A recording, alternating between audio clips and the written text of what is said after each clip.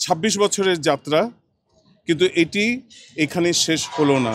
সাংবিধানিক ক্ষমতা, বিচার কার্য পরিচালনা করা এবং বিচার ব্যবস্থা পরিচালনা করা, সেটা কিন্তু সব কিছু কনসেন্ট্রেটেড হয়ে গেল সুপ্রিম কোর্টের কাছে। এক ঐতিহাসিক সন্ধিক্ষণে আমাদের নিজেদেরকে আমরা পাচ্ছি। এখানে যাদেরকে দেখছেন, আমরা প্রত্যেকেই কোনো না কোনোভাবে এই অন্তর্বর্তীকালীন সরকারের সহযোগিতায় আমরা তাদের এইডে এবং স্টেক হোল্ডার হিসেবে আমরা কিন্তু কালেকটিভভাবে আমরা এই সচিবালয়ে আমাদের প্রাপ্তি হয়েছে।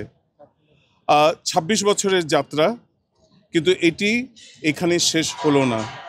আমাদের এখন সবচেয়ে বড় যে আমাদের পদক্ষেপ নিতে হবে সেটা হচ্ছে এই সচিবালয়ের যে কার্যক্রম, এটা স্থায়িত্ব বজায় রাখা, এবং সামনের মাস এবং বছরগুলো বলে দেবে সেটা আমরা কত সাফল্যের সাথে সেটা আমরা অর্জন করতে পারবো।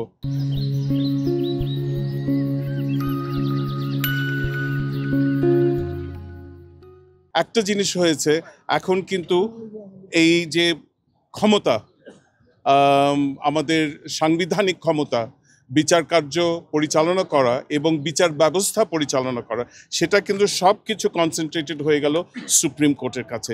এটা সাফল্য যতটা আমাদের অর্জন হবে, এটার ব্যর্থতাও কিন্তু আমাদের মেনে নিতে হবে।